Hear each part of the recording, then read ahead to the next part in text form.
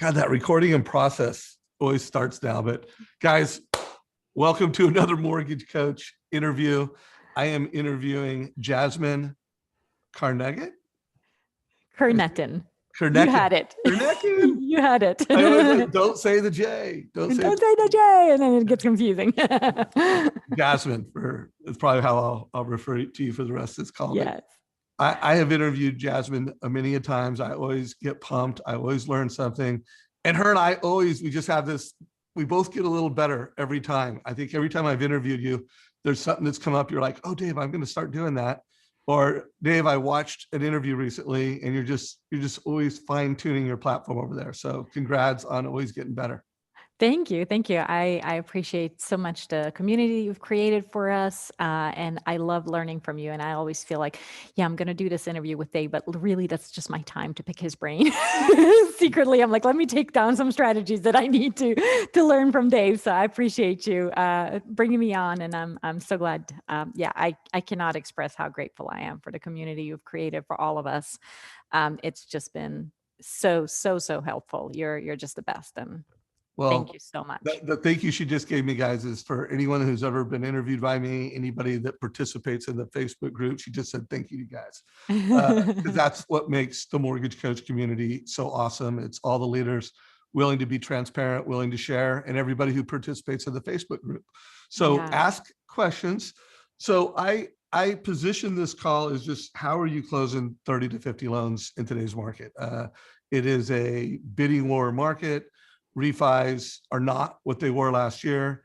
I'll start with just tell us a little bit about your team, because I think you have grown your team since I talked to you last time. What does your team look like this year or right now? Yeah. So we have, things have been good. I'm super grateful, beautiful team. Every single one of my girls and guys are just incredible.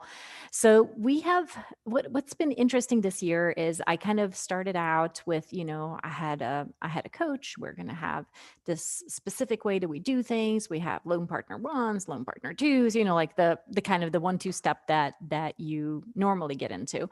And then I started thinking a little bit more on my own and kind of being creative with what my team does, who does what on my team, and things were not so black and white. And so we've come up with this really interesting system in how we do files right now. And it's so insane. If I tell you that we are less stressed out now closing 30, 40, 50 purchase loans, mind you. How are you going to close this month?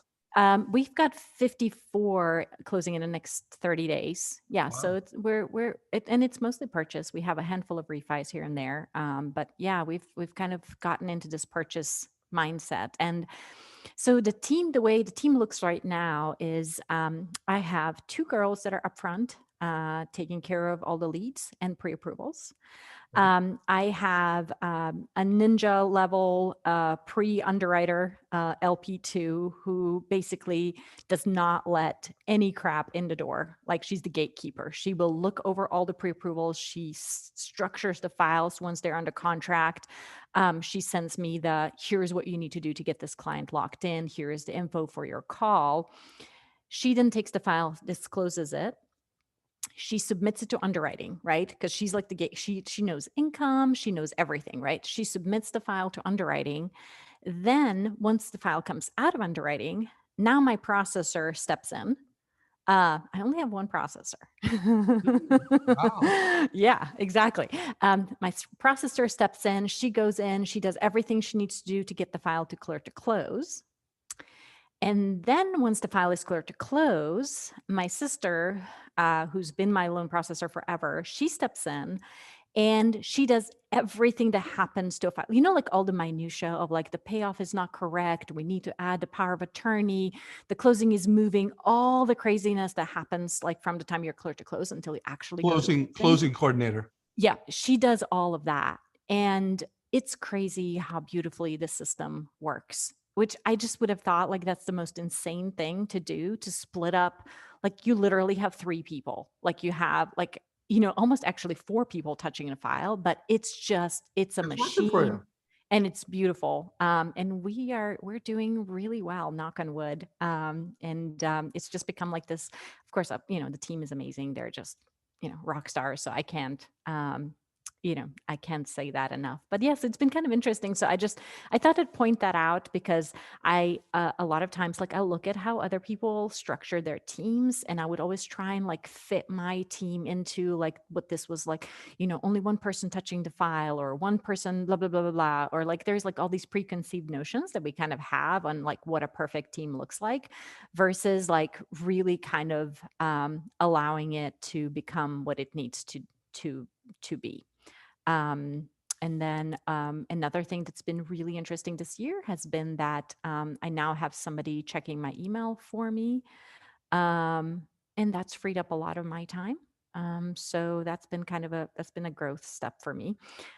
So yeah, so it's been a fun year. It's been a fun year of learning and kind of like living at this new level of like, okay, we're closing so many loans now all the time, and this is never letting up. So how do we adapt and grow and stay sane more than anything? Well, congratulations on, even though refis are half of what they were last year, purchases are tougher. Hmm. You've maintained, actually, it looks like you've grown. If I recall from our interview last year, you did about 115 million. It Hmm. looks like you're on track for north of 140 million this year. Yeah, yeah. And I think I don't know if you broke 400 loans last year, but you came close, and it looks like Mhm. you're on track for possibly getting over 500 loans this year, just where you're That's at. our goal. Yeah, that's our goal. We're trying to hit 500 loans this year. So that's that's our big goal for the year. And yeah, so it's been really really good. I have also been very conscious of people taking time off. We've kind of made sure that everybody on the team, it almost feels like, give or take, one of us has a day off every week, like a day off every week, so that we're kind of like, okay, you get a 3-day weekend, and the next person gets a 3-day weekend. So I've been really conscious of like not stressing my team, because when we're on, we're on. Like when we're working, we are all 100% there, but building in like these mini rests into our routines has been good for everybody. Like, my processor is out on Tuesday, my sister is out on Thursday, I'm out on Wednesdays. Like everybody takes a day, and then the rest of the team can pick up an extra day here and there, but like you come back refreshed, like after you've had a break. So that's been great. I've had like this analogy that I heard one of my real estate agents talk about, and I'll try and tell you. It's a good visual, so hang in there with me. So the way she was explaining it is, you know, let's imagine that you have a glass and you have a pitcher, right, full of water. And so when this glass gets overfilled, you lose your mind, right? Like things start falling apart. You're complete. So let's say that you're having a stressful day at work, right? And a deal is falling apart. So imagine like you pour a little bit of water from this pitcher into the glass, and then a lock expires. Your realtor is pissed off. You're pouring a little bit more into this glass, but then you take a walk during lunch and you clear your mind. So then you pour some of this water back into the pitcher, and then you maybe go home and you have some time to meditate, or you exercise, you pour some of this back in. And so it's sort of like, you never let this glass get overfilled with stress, because you're constantly balancing between like pouring a little bit more water, and you don't ever overfill the glass with just like, I'm working 80 hours, I don't know where, I can't sleep, I don't eat, I don't exercise, I'm not taking care of myself, blah, blah, blah, all of that, right? But you're constantly balancing it. And for me, I always thought that meant like, hey, I need to take a bunch of time off, disconnect, be on an island away from everyone. And now I've kind of gotten to this place where it's like, you know what? If I quit at 3 every day, that's like a solid 3, 4, 5 hours I have to myself every evening. And it's amazing, because then I can get up, I can get back at it at 7 a.m. I'm refreshed. And so that's what this year has kind of taught me, is like, it's not all or nothing. Like you can have a really beautiful, thriving business while really taking care of yourself, taking care of your body, taking care of your team, like taking care of each other, and not just being like, hey, we gotta, you know, go, go, go, go, go. And it's so stressful and we're so freaked out and all these loans and blah, blah, blah, blah, blah. Like, I'm so tired of that story. Well, I think there's a lot of value in what you just said, and these, not just the vacation, but taking the micro breaks, taking a weekday off is working for you. Yeah. Making sure you get your meditation time or your break time throughout the day. And Yeah. I like your metaphor. Let's not let the glass overflow. Yeah. Let's make sure we're making time for that. Yeah. So one of the things I love about you, and as I've interviewed you over the years, you've always built a total cost analysis into your sales process, not rigidly, but rigorously. Like you are super consistent about everything that you do. Mhm. And I know when I think it was the last time I interviewed you, you weren't putting a video on every TCA, but then you said, you know what, I know I need to. You built a why around it, and here we are, hundreds of videos later, and you're putting a video on every total cost analysis. So you Yeah. described what all your different team members do. Who does the total cost analysis? Where does that fit into the borrower experience? Because you are Mhm. delivering this amazing wow experience to every family you serve, whether it's a refi or Yeah. purchase. So where this year, where does the TCA fit in, and who's doing the work? Yeah, so the team builds the TCAs for me. So they will. So let's say that we have a client that's getting pre-approved, and so the girls will build in the pre-approval uh, So call it your TCA. LP1, who's ever LP1, doing the front yes, end work front is end also work. building the total cost Yeah. analysis. And so while they're pre-approving the borrower, they're like, hey, they can do a 3% down, they can do 5% down, they can do 10% down, right? So they prepare a basic TCA for me. I do all the client consultations. That's pretty much like that's my main job on the team is the client consultations upfront. So we do Zoom client meetings. I give access to my schedule pretty freely. I have it bookmarked, like this is when I do work, this is when I don't work.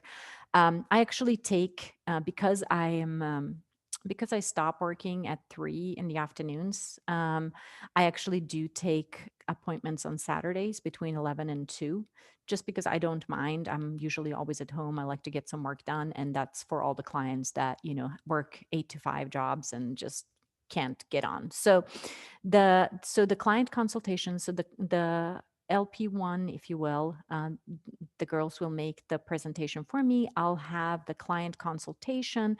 And then right after the client consultation, I will jump and record a video for the particular client, just kind of recapping our conversation. Hey, we talked about the gift funds coming from your mom.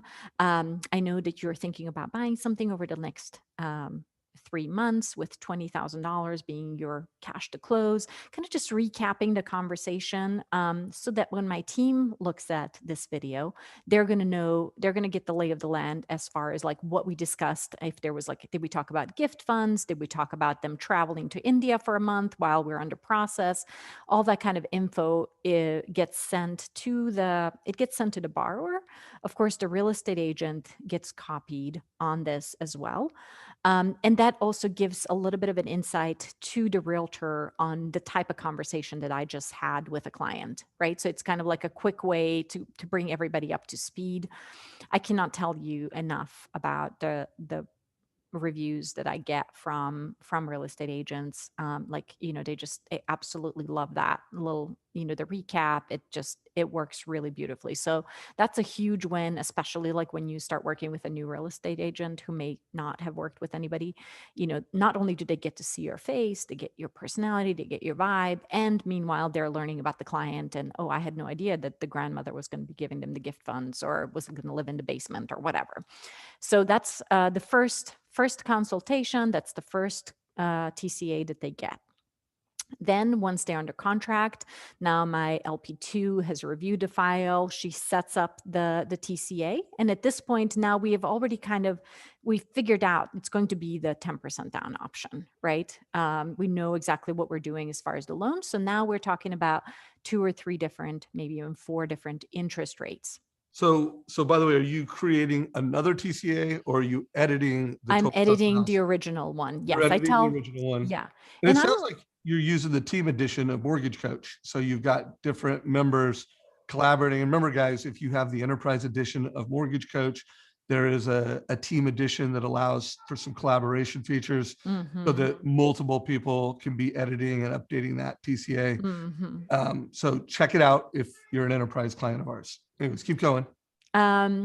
So then after that, so now I've got the client consultation. Now it's time to lock in, right? So we're talking about, do you want to save $3,000 over 5 years? You're going to save $30,000 over the life of the loan. And then any other information that I learn from this client, I'm taking notes. We decide, okay, we're going to lock the 3% rate. You're going to bring $28,000 to closing. Now I'm going to highlight that option, right? We've agreed this is what we're locking. As soon as I hang up with them, I am recording a new video.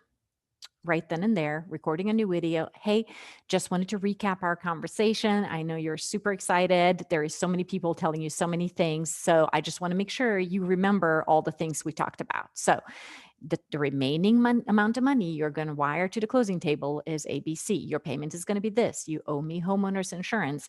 You need to give me a gift letter. And by the way, you still owe me the tax returns or whatever, right? And so if there's going to be anything quirky with a loan, like if if there's somebody else that's going to be on title, if they're going to be, yes, you did mention you're going to be out of town for the last week just before closing, this is going to be a mail away, anything funky about the deal, that gets put into that 1 minute and 20-second video. And that gets sent out to the borrower by my loan partner. As she's sending them like, okay, here are the next steps. Here is a recap of your conversation with Jasmine, right? So now the borrower has it again. My LP is up to speed. She knows exactly everything I talked to about the borrower, like we're ordering a rush on the appraisal or whatever. And then that gets put into our CRM, like that edge or that's a TCA link stays in the file, right? So that when we get to 3 days before closing, remember in my system, there's my LP1, there's my LP2, my processor, my closing coordinator, right? And so my closing coordinator, when my sister goes in at the end of the process, she needs to make sure if Jasmine said $25,000 to close, that CD better say $25,000 to close or we've got a problem, right? So she will also rewatch the TCA to make sure, hey, are we meeting expectations? And so that's why I find it's almost like not only is it good for clients, but it's actually really good for my team and making us like just, like, hey, the PMI was supposed to be 3,400. Like all of a sudden it's showing up at 4,400 on the CD. What happened? Let's investigate. Let's figure it out. Let's clean it up before it goes out to the client again. Really, really good point. And I want to call that out because I've done a number of team interviews and I can't count how many times where different members of the team said how much they appreciated the combination of the total cost analysis and the video, because it was almost like having better than having a recording of the conversation between the loan officer and the borrower. They got to actually hear the 1 minute, 2 minute synopsis. So they kind of know what's been presented to the family and the color around it. So I want to just remind everybody who leads the team or who's on a team listening to that, first and foremost, you're doing that video for the borrower and it's relevant to the borrower. Secondly, and as importantly, the realtor who referred you the business, if there's a realtor relevant soundbite, think about that. But remember, there's a third party. There's your team. So if you're really using Mortgage Coach to save time, drive an amazing sales experience, and also power an amazing team experience, that TCA has a lot of team value, especially for you. I mean, in the way you've built out your team, the way you've built out your processes, the way you use Mortgage Coach, it's become from what I could tell, a massive time saver for you. It is. And it's also the little nuances of it are like, we're on the front, right? We're salespeople. We're going to promise things, right? And then we're going to forget to tell our team that, yes, I told them that there was going to be, a $200 credit because they're a firefighter or whatever, like we make promises. And then I hate it if like I forget to put a note in the CRM, like, hey, please add a lender credit because she's a teacher or whatever, whatever those little nuances are, or like, I hate it if like the borrower tells me, well, I told Jasmine I was going to be out of town the week before closing. And then, I got distracted, picked up the phone, started talking to somebody else, and I didn't put the note in the CRM. And then the team is like, day before closing, they're like, where is she? I was like, oh shoot. Yeah. She told me that 30 days ago. So it's good. I feel like some of my shortcomings, because I'm a very enthusiastic salesperson, that the team can at least know what the heck it is that I'm promising people, so they can go behind me and clean up and make sure that all those promises small promises are kept, right? Yeah, right. Well, I know. So first of all, anybody watching this live in Facebook, if you have questions or comments, I'm going to go check it out in a minute. Put those below. I do want to show in our YouTube channel any homework. Anyone that's like, oh, I like Jasmine's vibe. I like her team. I like what she does.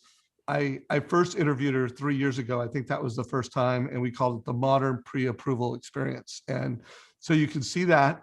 And then last year, actually 8 months ago, you can see here, we did an interview on the most effective way to get price and closing cost. Jasmine works for a company that has the Optimal Blue integration turned on and our Closing Corp integration turned on. And we just did a conversation of like, how are you using Mortgage Coach to save time and be more accurate with your quoting? Now, at that time, I do believe you did not use video, and I made a case in our prep call. And then I think I kind of said something during the call, and you're like, okay, Dave, I'm going to do it. Check back with me in 3 months. I think I checked back with you in 3 months, and you'd done a lot. And I said, hey, let's schedule something. And actually, look at this. It was 1 month. So literally within a month, you did, I don't know if it was 100, but I mean, it was a lot of videos. And so guys, listen to this. 30 days after she got started, we've got I don't know how long this is, but it was a pretty short interview. Recommend you check it out, guys. Like, if you want to optimize your efficiency with Mortgage Coach, and you want it to not only be a sales advantage, but you want it to save you time and improve your teamwork, go to school on what Jasmine's doing. She's being really thoughtful, very smart at what she does. So Jasmine, anything, I don't want to wrap it up because I do want to dive in and see how you and your team are winning offers in today's bidding wars. So that brings up my next question. How much harder are purchases this year than last year? I know they're a little harder. There's maybe a few more offers out there. Takes more pre-approvals to win. Yeah, exactly. It's interesting. So I'm in Atlanta. So I heard about the multiple offer situations, the rumblings, from all of our friends on the West Coast way before it actually hit us. We are always a little bit later. So, but it was at some point in, I would say probably February, give or take, this year, that all of a sudden, in October, we were still like, there's houses sitting on the market. Nobody, houses are on the market for 3 weeks, 4 weeks. Things are not moving. And then all of a sudden this year hit, and dude, like, it's like a land grab sort of situation. And so for a second there, when it first hit, we were all just kind of like, okay, what is going on? Like, we're never going to get another deal in the door. And now now I feel like, I have had many conversations with my realtors. We're kind of putting together like really good, tight offers. And it's really powerful when you work with your real estate agent to reel the deal in together. And so it goes something like this. Okay, Jasmine, we're going to make an offer on this deal. This is what I'm thinking, right? And the agent will say, like, I think we're going to offer blah, blah, blah. We're going to ask for 14-day appraisal. We're going to ask for 21-day financing. And you're like, whoa, hold on. Do you want to get an offer accepted or not? Right.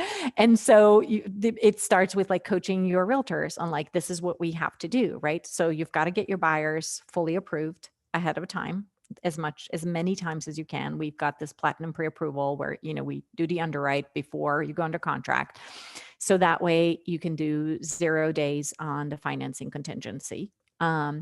Then, if the borrowers have a little bit of money, we're always trying to gauge like, hey, what if the value comes in 10 under, 15 under, 50 under? We're not quite as extreme as California. And So you're referring to appraisal gaps. appraised Like gaps. it Yeah, does not exactly. appraise for the offer price. And so Yeah. it sounds like you're always preparing your clients for that. Whether it Yeah. happens or not, great, but they know when they write that offer, they're really clear. Whether the appraisal Yeah. comes in or not, we're good to go. Yeah. And then, so if we have the money to cover the appraisal gap, or, we have the ability to flex the loan, like, hey, maybe it's not going to be 80% LTV, maybe we're going to be at 95% LTV. Let's go ahead and waive that appraisal contingency as well, because now all of a sudden we're getting to the top of the bidding war, right? If you don't have a financing and you don't have an appraisal, here in Georgia, we can do a 7-day due diligence period, which is basically the right to inspect a property, and you can walk away from the deal for any reason and not you lose your earnest money. So what we're doing is the moment we go under contract, we're ordering the appraisal, and we're getting that appraisal back within the 7 days. And at that point, we can make a decision, do we have the money to cover the appraisal gap, or do we have to bail to protect the earnest money? Most of the time, we are able to make it work just because we can finance the PMI, we can push the loan amount, we can do something to make it go. Yeah. Now, one thing I'm seeing a lot in the mortgage coach community is that in that TBD, pre-home and escrow, they're putting in 3 options, and they're kind of, here's perfect. You get it at the offer you want, no appraisal gap. Program 2 is a little appraisal gap, and program 3 is a big appraisal gap. And then I'm seeing a lot of single premium MI, A lot. different Yeah. types of creative EMI strategies to reduce the monthly impact and the cash to close impact. Is that what you're doing? And so every single buyer is getting that TCA, and everybody's getting the plan A, plan B, plan C. Is that Plan C? Yeah. So, I mean, like, I feel like that the initial consultations with clients used to be like, oh, here's what it takes to buy a home, and we're going to walk you through this little 30-day process. And now it's like, all right, here's the battle plan. Here's what we're doing. Take your pen. We're going to do. battle plan? Here's the battle plan. It's like, this is how you get a house under contract. And so I'm finding a lot of success with setting up the contracts. Of course, because we have already underwritten the borrowers, we can do silly things like two-week closes, right? Because I can get the appraisal back in a week. And I know that in other markets, that's not possible. I know that there's people that have to sit around for 45 days to get appraisals back. So we're kind of lucky on that front. And we do have amazing appraisers. So yeah, so then, we're able to come together and get a really good offer put before that listing agent. Now, what's interesting is like, for example, yesterday I had a chat with a listing agent. So of course, after the offer goes in, I call the listing agent and just And have you're a quick calling chat. every listing agent? Every listing agent. I've heard scripts where a lot of loan officers and mortgage coach community are using the property address first. Like, I'm calling regarding property such and such. My name is blank. Do you have any nuances to the scripting you're using, or how you're getting a lot of agents on the phone? Any best practices to share? I actually don't have to be that creative. I just You're pick up just the getting them on phone. the phone. Yeah, I'm just getting them on the phone, and it's so like I had a chat, for example, like this is a funny one because it was a chat yesterday with a real estate agent, and so I picked up the phone and I told her, like, this is my client, blah, blah, blah, blah, blah. And she was like, oh, we've got so many offers. I don't know. We've got so many offers. I can't see straight. And I was like, okay, well, I just want to make sure that you kind of pay attention to our offer, because it might be a little bit misleading, because it does state that they're only putting 5% down. But what I want you to look at is the fact that we have no financing contingency, no appraisal contingency. We're closing in 15 days. And she was like, oh, you do? And I was like, yeah. Because what she was automatically doing, she was just overwhelmed. She had so many offers. And I think what she was doing is she was just kicking anybody that wasn't 20% down or 25% down or cash or all cash. Yeah, she was just kicking them to the side.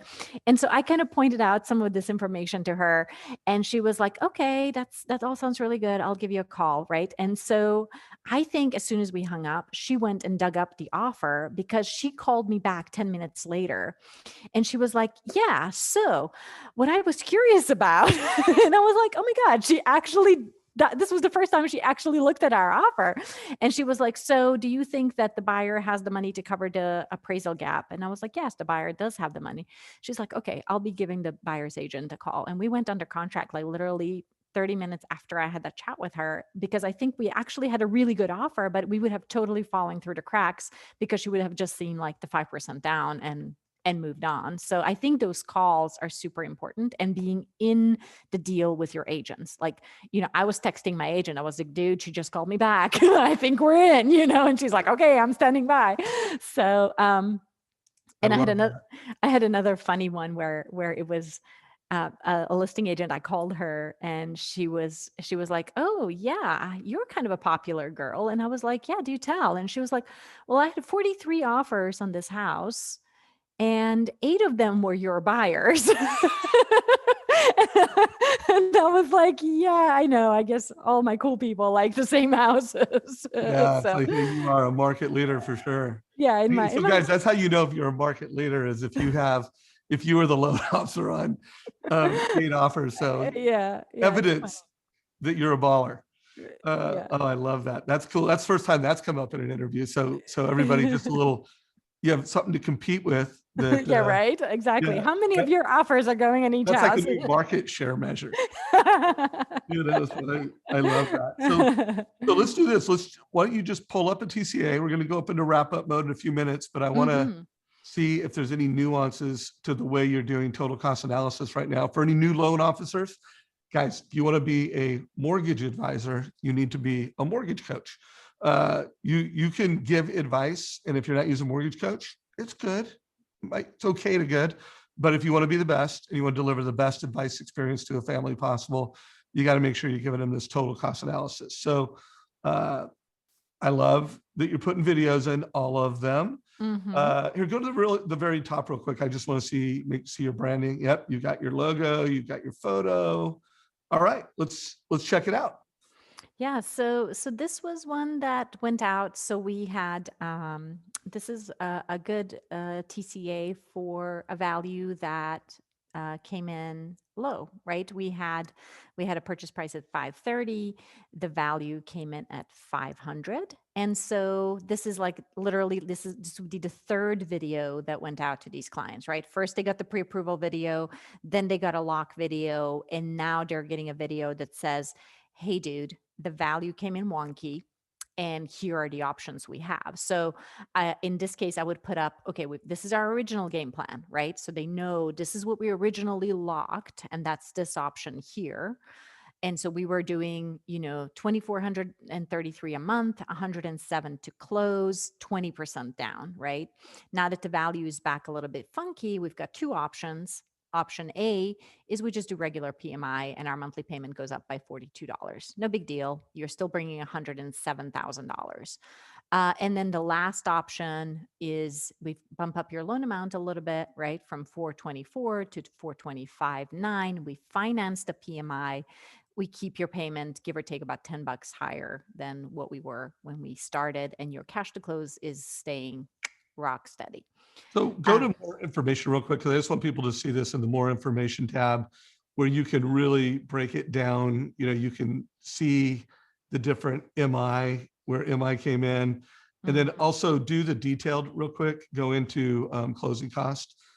And again, depending on how much detail you want to get into with the client, you can do all that from the fields. Yeah, and so here's the PMI that's financed, right? It's in at 4,007 instead of $2,700 for closing costs. Right. So we have it financed in this last option. Now, one of the little things, like, you're always going to leave, I don't know if everybody else has figured this out, but you're always going to leave your purchase price the same, right? No matter what your value comes in at, right? They're still paying 530 for this house, right? So some people are going to want to put 500 because the value came in at 500. You want to put in 500 as your purchase price. unless you have negotiated a price down, you've got to leave the purchase price right in order for your cash to close, to shake out right if you're doing the financed MI. Or the, any of the, so your LTV is always going to look a little bit funky here, right? Because it's not true. We're not at 80% LTV anymore, right? Because our value came in $30,000 low, but in order for your numbers to still make sense, this piece here is going to be a little bit, this 80% or 80.3 is not accurate because if the value is lower. So that, I just wanted to point that out, FYI, don't get too stressed about that. And we've got a lot of trainings, guys. Every Wednesday at 11 Pacific, we do black belt training. And every Thursday at 9, we do just group coaching and training on this. And two of the most common mortgage strategies in today's market are appraisal gap, move up analysis, because there's a lot of folks with equity that want to do move up, and debt consult. We're seeing an increase in those, and we've got some new features in Mortgage Coach to do debt consult. So check out our regular training on that. Anything else you want to call out on this particular total cost analysis? Yes, so this is the one that I thought would be the most useful. And so the trick that I use with this, right? So there is a lot of anxiety with our buyers when the value comes in low. And so I don't deliver the news of the low value until I have thought through all the options, prepared a couple options for them like this, recorded a video. So my loan partner or my loan processor will not send out a low appraisal to the borrower until this video is ready, because she's going to say, hey, the value came in 30,000 under. Jasmine has prepared a video walking you through what this means and all the options that you have. So because what you guys know this, what the buyer hears or what the agent hears is I've got to bring an extra $30,000 to closing, right? That's the first thing they hear. And honestly, that's just kind of where your mind goes. It's $30,000 low. As you can tell, nothing changed. I mean, literally like 10, 20, 30 bucks more a month, because we had the luxury of like financing the PMI. They're still bringing 107 to closing, right? It's not the big deal. So instead of spinning out your agents, of course, copy your real estate agent on it, but instead of your agents like getting all worked up about low value or stressing out your borrowers by just telling them, oh my God, the appraisal came in low, what are we going to do? Stop, think through your game plan, put it in a video and send it out. At the moment you send out the appraisal, send out the video. That's one of my little things that I've started implementing this year. Super smart. Go to the bottom real quick. Mm-hmm. Go to the very bottom. Okay, cool. Let's stop sharing. And I think that was a great update on how she does a TCA. And I hope you just added that as a best practice, that if you're using Mortgage Coach, which if you're not, you should go to mortgagecoach.com. Yeah. Either request a demo if you're new to this community, or you can sign up right from our page. But make sure every family is getting a TCA. And two things. One, it saves you time. It makes things more accurate. And then two, you've been proactive. The client has some idea of what it's going to look like. And then I love that best practice. The minute that you know that you've got an appraisal gap hit, it's like red alert. We've got to update a TCA, because it's a problem. Like when the appraisal didn't come up, it's a problem. It's a question of, does it become a small problem, a big problem, a medium problem? So when you deliver the education in the news, when you deliver the news, include solutions and education. And that goes for both the realtor and the borrower. By the way, that's a great best practice. I can't remember that coming up because I've been doing a lot of interviews on how to win in a bidding war. And we, every single time always provide a TCA option A, B, and C. I don't think I've ever interviewed a top producer where they didn't say call realtors, but this is the first time where that nuance has come up, that don't give everybody the appraisal results until you're including it with the solution on a TCA. Super smart. Yeah. And I think it's just a good practice. Like once you get into a habit of like using your TCA, like I tell my clients, just go ahead and bookmark this, right? As we're going through the process, this TCA, just have it bookmarked. you can always come back to this, right? If all of a sudden we need flood insurance or something weird happens, or the girls are going back in, they're updating the numbers. So this is like a living, breathing thing, right, for the clients. And I'm really proud of the fact that, my clients can look at the TCA and look at the CD and be like, we're like $50 this way or that way, right? Like that's how good these things are. But you've got, it's like a garden. It's not just going to be perfect. Like you've got to really like care. And especially I know, if I know that my clients, and I see, like, cause I get the little alert every time a client pops in and out of the TCA, and I get a lot of notifications. Like some clients are like, they look at these things a lot. Like they look at it every day a lot. Well, and every day they're doing it, that means they got value. Yeah, Every time yeah, they click on exactly. it, they're like, a question was answered, a Yeah. curiosity was fulfilled, value. Oh, I don't know if that's me or you.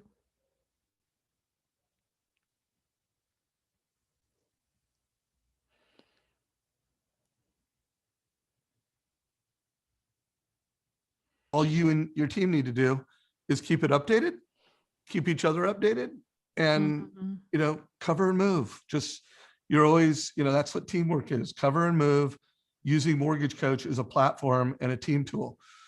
So let's go into wrap up mode. The community, you watch a lot of these interviews that I do. What you're doing. Any closing thoughts to any loan officers new in the business or team leaders that just need some leadership? Any feedback you have for everyone? Um, Good question. Gosh, it's been an interesting time for us in the business. The last year, or probably this year, it seems like it's going to be that way. But I would just say, like, we've got to stay humble. We've got to, yeah, we've got all these loans.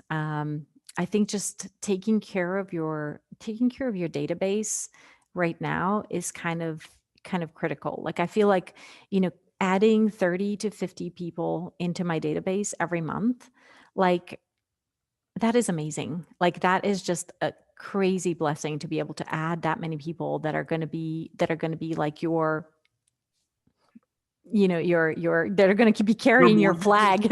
your mortgages under management. Yeah. Yeah. Yeah.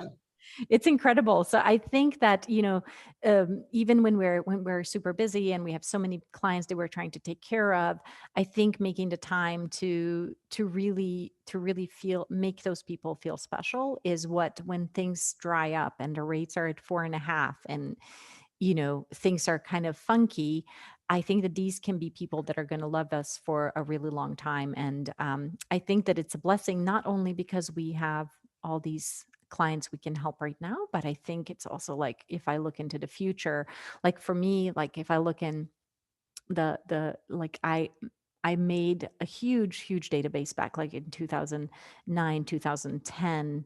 Those were like really big years for me, where I was closing 400 or 500 loans a year. And that carried me through, the last decade, those repeat clients and their friends and friends of friends. And now all of a sudden I feel like, oh wow, we just got like another huge influx into the database, like 10 years later, like all these extra people. So I feel like that these people are what's going to carry us through the next decade if the rates go up and inflation goes up, and all we got is like 5.75. Who wants a mortgage? Well, not only that, guys, but I interviewed Dan Rawich, uh, not this Tuesday, but the last Tuesday, and he's predicting another, whether it's going to be a refi tidal wave or a refi wave, maybe not this year, maybe first or second quarter, but there will be other refi markets. I mean, that's not a question, but it could be sooner than you think. So make sure that you're being very thoughtful with your database. I'm a big fan of HomeBot. I highly recommend that to everyone. I believe I'm going to change the name of annual mortgage reviews and start calling them equity reviews. Make sure you're doing equity reviews with your family where you're like, hey, you have equity and everybody's equity's gone up. Should you be refinancing and buying more real estate? Should you be moving up? Should you be consolidating your debt? But do equity reviews with your client and turn these folks into clients for life. And here's the deal, guys. If you're not doing debt consult loans, if you're not doing move up analysis loans, you do not have a client for life mortgage practice. Mhm. You are transactional. And so I love that closing advice, like kill it with purchases, get after it, do a great job, but be really thoughtful with building not just a database, but a mortgage under management platform that can deliver residual income for you for years to come. So Jasmine, as always, thank you so much for your time and for your transparency and for being just super cool human being. You're always fun to interview. Thank you. Thank you. Always a pleasure. I appreciate you having me on, Dave. And if there is anyone that's got questions, I'm always happy to lend a hand and share whatever I've learned so far. So happy to help anytime. All right. We just got some nice compliments. Roland Cochran said, hello, Jasmine. Brian's happy to watch this again. So we know we got some fans here. Take care, everybody. Give us a like down below. Share this with your mortgage friends.